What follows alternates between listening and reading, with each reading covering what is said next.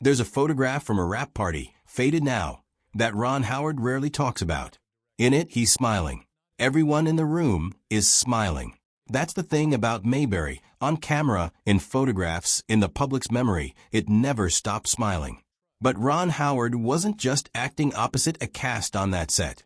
For years, he was acting around one particular person, holding his breath through every shared scene, plastering on a grin he didn't feel.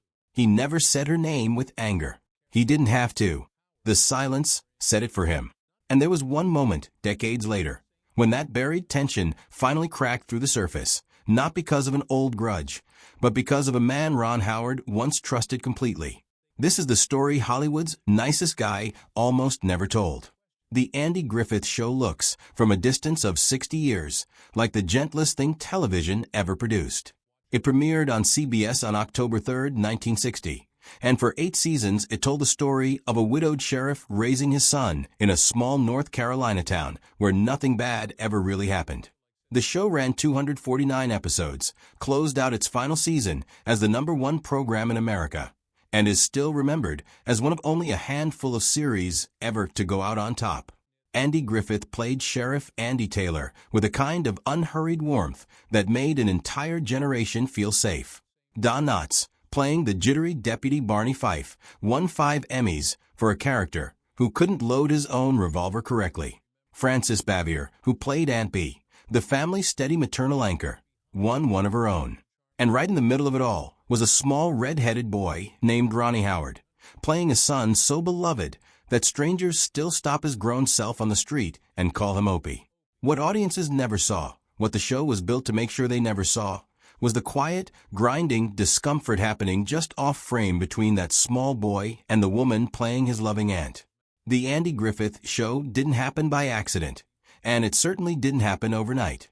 It actually began life as a backdoor pilot tucked inside an episode of The Danny Thomas Show, a kind of test run to see if audiences would respond to a widowed small-town sheriff and his young son. They did instantly. CBS greenlit a full series, and the production team built Mayberry from scratch. A fictional town meant to feel less like the 1960s it was filmed in, and more like a hazy, golden memory of the 1930s. Andy Griffith himself described it that way, calling it a show about a time gone by rather than the time it was actually airing in. That nostalgic, unhurried quality became the show's signature, and it's a large part of why it still holds up the way it does, 6 decades later. The ensemble around Griffith filled out that world beautifully. Don Knotts' Deputy Barney Fife, anxious and well-meaning and almost permanently in over his head, became one of the most beloved comic characters television had ever produced. Frances Bavier's Aunt Bee rounded out the household, the gentle disciplinarian who ran the Taylor home with home-cooked meals and quiet moral authority. On screen, the 3 of them, sheriff, deputy, and aunt, along with the small boy playing Opie, formed what looked like the platonic ideal of an American family, even though only one of those relationships was a real family bond and none of the others were guaranteed to be friendly behind the scenes. The show never missed a beat in the ratings. It spent its entire 8-season run inside the Nielsen Top 10, an almost unheard of consistency, and closed out its final season at #1 in the country, a feat shared by only a small handful of series in television history. Strangely, despite that success, Andy Griffith himself never won an Emmy for the role that made him a household name. Knotts and Bavier split 6 acting Emmys between them across the run of the show, a quiet irony that the show's steady, generous center never got the same trophy recognition as the actors orbiting him. To understand why the tension behind that ensemble mattered so much, though, you have to understand who Ron Howard actually was before he ever set foot in Mayberry. He was born Ronald William Howard on March 1, 1954, in Duncan, Oklahoma, into a family that had show business running through its blood before he could even talk. His father, Rance Howard, was an actor and writer who'd built a career out of small parts and big ambition, a man who'd actually been born under a different name entirely and adopted Howard as a stage name long before his son ever needed one. At the time Ron was born, Rance was finishing a stretch in the U.S. Air Force, which meant the Howard family's early years were shaped as much by military relocations as by Hollywood ambition. His mother, Jean, had acted too, before motherhood took over, which meant young Ron grew up in a household where pretending to be someone else for a living wasn't unusual or glamorous. It was simply the family business, like running a hardware store might be for someone else's parents. Acting wasn't something Ron Howard discovered. It was simply the air he grew up breathing. He split his early education between studio tutoring on sets like Desilu and ordinary classrooms back home in Burbank. A strange dual life that most working child actors of that era knew intimately. By the time he was 5 years old, he'd already worked in front of a camera more times than most adults ever will. He'd shown up in The Twilight Zone, in Dennis the Menace, in The Many Loves of Dobie Gillis, in a handful of other programs that needed a kid who could hit his mark and deliver a line without flinching. He was, by every account, a natural calm under the lights in a way that unsettled some of the adult crew members who weren't used to a child handling pressure that well. Then in 1960, a small role on the Danny Thomas show turned into something bigger. The backdoor pilot that would become the Andy Griffith show needed a boy to play Sheriff Taylor's son, and 5-year-old Ron Howard, billed back then as Ronnie, got the part that would define the next 8 years of his life, and in some ways, the rest of it too. He's told the story of his first day on set more than once, and it's a small, telling detail. He was handed a prop turtle and told to treat it like it had just died. He remembers being almost amused by the absurdity of it. A 5-year-old being coached on how to perform grief over a fake reptile. It set the tone for what the next 8 years would feel like. A job that asked a child to perform emotions he didn't actually have, over and over, on command. Most of the time, on that set, it came easily, because most of the cast made it easy. Andy Griffith, by Howard's own account, was patient and kind to him. More of a real-life mentor than a co-star. Don Knotts made him laugh between takes. The show, for a child actor, was in most ways a genuinely good place to grow up. In most ways. Not all. Because there was one corner of that soundstage where 5-year-old Ron Howard learned to brace himself before every scene. Frances Bavier did not dislike children, exactly. That would be too simple, and the truth was always more complicated than simple dislike. What she had, by nearly every account from people who worked alongside her, was an exacting, almost fortress-like control over her own space and her own performance, and very little patience for anything or anyone that threatened it. Howard Morris, who appeared on the show and later directed several episodes, once compared working with her to walking through a minefield.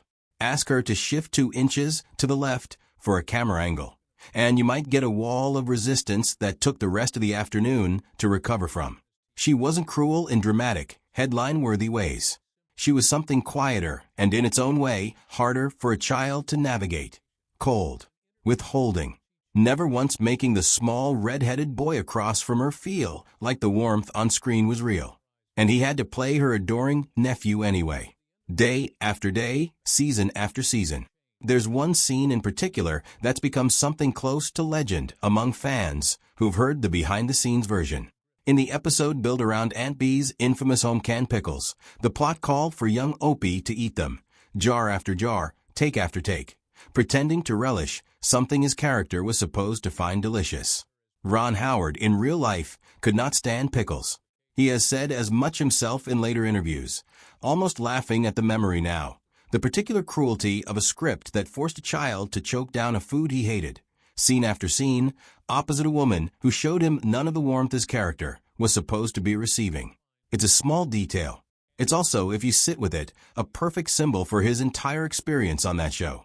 Smiling through something deeply uncomfortable because the cameras were rolling and the job had to get done. He never made a big public production out of any of it. That was never his instinct, even as a child. He kept his head down, learned his lines, hit his marks, and went home. But people who were there have confirmed, in the years since, what the cameras never picked up. The warmth between Opie and Aunt B was a performance on at least one side of the relationship, and the boy delivering it knew the difference better than anyone. It wasn't just Bavier's coldness toward him personally that made things hard, either. It was the strange position it put a small child in on a daily basis. Most of his other relationships on set were genuinely warm. Andy Griffith treated him with real affection, the kind of off-camera mentorship that made the on-screen father-son bond feel almost effortless to perform. Don Knotts kept the crew loose between takes with bits and impressions that had the whole soundstage laughing. For a working child actor, that's an unusually kind environment, and Howard has said as much many times over the years, crediting the show with shaping his entire understanding of what a healthy set could look like, which made the one cold corner of it stand out even more sharply by comparison. It wasn't the whole show that was hard. It was one specific relationship, sitting right at the emotional center of the program's premise, that simply never warmed up the way the scripts demanded it should. What's remarkable looking back is how little bitterness Ron Howard actually carries about it now. He's spoken about Bavier with something closer to clear-eyed acceptance than resentment, an understanding earned over decades in the industry, that not everyone on a set has to love you for the work to come out beautifully on screen. It taught him something early that most people don't learn until much later in life, if ever.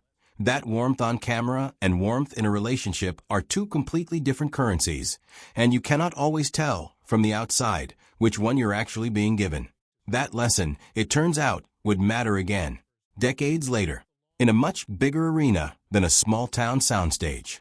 But before we get to that, there's another story that deserves its own space, because for as much tension as existed on that Mayberry set, there was also a kind of love story quietly forming in Ron Howard's life that would outlast almost everything else in his career. He was 16 years old, a kid with unmistakable red hair and an already decade-long resume, when he met a girl named Cheryl. There was no grand, cinematic moment to it. Just two California teenagers who happened to cross paths and never really stopped choosing each other afterward. Their first date was about as 1970s as a first date could get. Ron picked her up in a mint green Volkswagen Beetle, took her to a movie, and they grabbed pizza afterward. Nothing fancy. Nothing that screamed Hollywood. Just two kids in a small car with their whole lives still unwritten in front of them. It would take 3 proposals before Cheryl said yes. Not because she didn't love him, by every account she did, fiercely and early, but because she wanted her own foundation first. School, independence, a sense of who she was outside of being attached to a famous face. When she finally did say yes, they married in June of 1975 in Burbank, California, with a guest list that included a handful of his Happy Days co-stars, among them the late Tom Bosley. Ron had only just started that show the year before. His career was accelerating fast. Cheryl, characteristically, made sure she came into the marriage on her own terms, not swept along by his momentum. On June 7, 2025, the two of them quietly marked 50 years of marriage. There was no red carpet, no industry event built around it. Ron simply posted a photo of the two of them on a beach at sunset and wrote something simple about gratitude for the family they'd built, the years they'd shared, the way love, in his words, isn't one smooth ride, but more like a river, calm stretches, rough rapids, and the discipline of just continuing to paddle through both. They raised 4 children together, 2 of whom, Bryce Dallas Howard and Paige Howard, followed both their parents into film and television. Their daughters have spoken about their mother as the true emotional center of the family, the person who quietly held everything together while their father's career expanded in every direction. For their anniversary a couple of years back, Ron surprised Cheryl with a drive in that same mint green Beetle from their very first date, decades later, still running. "It still runs great," he said. "So do we." It's the kind of detail that, set against the chill of that Mayberry set, says something important about Ron Howard as a person. He knew from childhood exactly what it felt like to perform closeness with someone who didn't actually offer it back. And maybe that's part of why, when he found something real, he held on to it with both hands and never let it go. Their daughter Bryce has described her mother as a kind of force of nature, the steady center that kept the whole family grounded even as her father's career pulled the household in a dozen directions at once. Cheryl, for her part, has said it was Ron's love of storytelling that drew her to him in the first place, all those decades ago, and that it's still the thing that draws her to him today. Which brings us to the part of this story that's far more recent and far more public. Ron Howard has spent close to 7 decades building a reputation as one of the steadiest, least dramatic figures in Hollywood.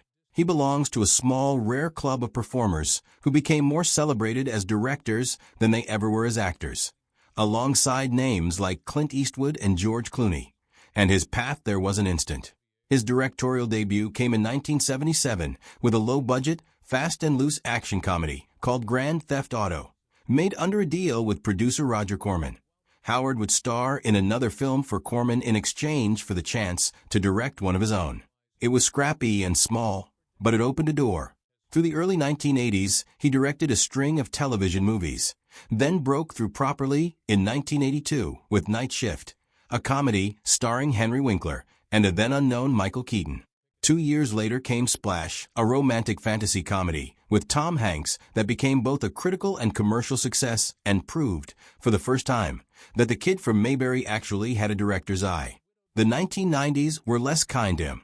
A handful of his films during that decade landed flat, and for a while it looked like Howard might settle into being a reliable, unspectacular journeyman director rather than anything more. Then came the new millennium, and with it, a genuine, creative peak. He directed How the Grinch Stole Christmas, and just a year later, in 2001, A Beautiful Mind, the true story of mathematician John Nash, which swept that year's Oscars and won Howard his own Best Director statue, with the film itself taking home Best Picture. That film wasn't without its critics. Some accused Howard of softening difficult, uncomfortable truths about Nash's real life, including details about an affair and a child he didn't support.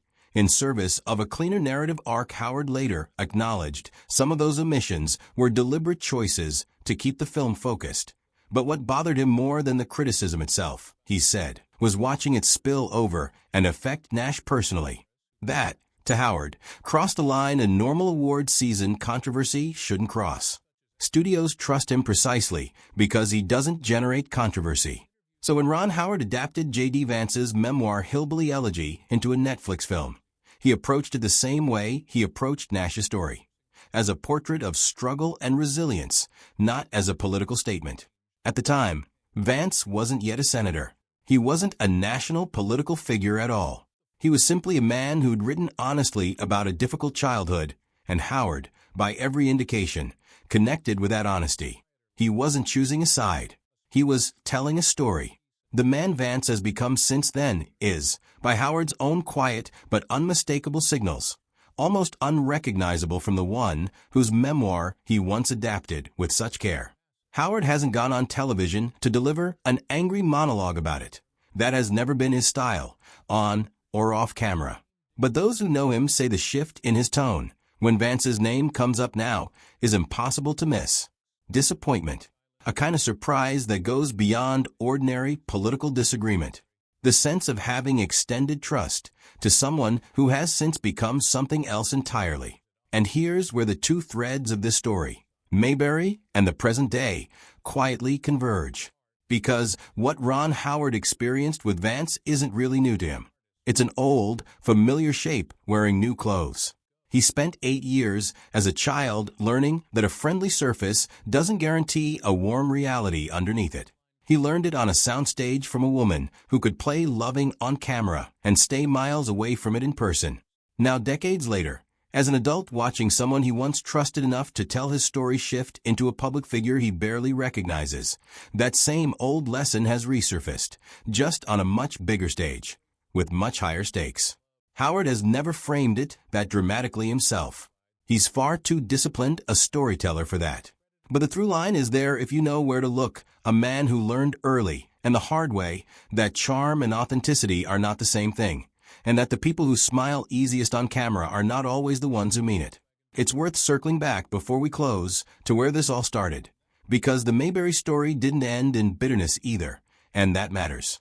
Years after the show ended, Frances Bavier, who had quietly retired from acting in 1972 and settled into a private life in Siler City, North Carolina, was diagnosed with cancer. Facing her own mortality seems to have softened something in her that decades on a soundstage never had. She picked up the phone and called Andy Griffith, with whom her relationship had been just as strained as the one she'd had with young Ron. She told him, in essence, that she was sorry, that the friction between them over the years had been her doing more than his, that she recognized, looking back, how much of the show's success had rested on his steady leadership. It was a small, private act of grace, offered late, but offered all the same. Bavier passed away in 1989 at 86.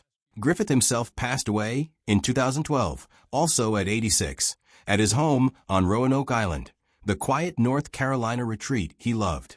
Two people who spent years unable to be warm with each other in private, finding their way to honesty right at the very end. It's not a clean, happy resolution. It's something more human than that. Messier, later than anyone would have wanted, but real. Bavier, for her part, never gave young Ron Howard that same closure directly. There was no late-life phone call between them, no tearful apology exchanged the way there was between her and Griffith. Whatever reconciliation existed in that household happened between the two adults who'd spent decades as co-leads, not between the woman and the child who'd once had to fake affection for her on cue. Howard, by all accounts, has simply made peace with that absence on his own terms, the same quiet, undramatic way he's made peace with most difficult things in his life. Maybe that's the actual lesson sitting underneath this entire story. The one that connects a pickle jar on a 1960s soundstage to a senator's office 6 decades later. Warmth that's performed for an audience and warmth that's actually felt are two different things, and the gap between them can take a lifetime to close, if it closes at all. Ron Howard learned that distinction before he'd even lost his baby teeth, sitting across from a woman who'd never once let him see behind her own performance. He's been quietly applying that lesson ever since, on every set, in every relationship, in every story he's chosen to tell, including, it seems, the one closest to home right now. It shows up, too, in the deliberate way he's built his own family life, the 50 years with Cheryl, the 4 children he and his wife raised together, the insistence on keeping his closest relationships as far from performance as possible. Where Mayberry taught him how easily warmth could be faked on camera, his marriage seems to have taught him the opposite lesson, how to build something real enough that it never needed an audience to feel true. That contrast, more than any single feud or any single political disappointment, might be the most honest through line of Ron Howard's entire life, a man who spent his childhood surrounded by manufactured closeness, and spent his adulthood deliberately, patiently building the real thing instead. He'll keep directing. He'll keep telling other people's stories with the same careful hand he always has, weighing what to include and what to leave out, knowing by now exactly how much that weighing matters to the people whose lives he's adapting. And somewhere underneath all of it, the boy who once choked down pickles across from a woman who never warmed to him is probably still paying closer attention than anyone realizes, to who's smiling because they mean it, and who's only smiling because the cameras are rolling. It's a small, quiet kind of wisdom, the sort that doesn't make headlines or trend online. But it's followed him from a fictional sheriff's porch in Mayberry all the way to a senator's office 60 years later, and if his career so far is any indication, it's not done teaching him things yet.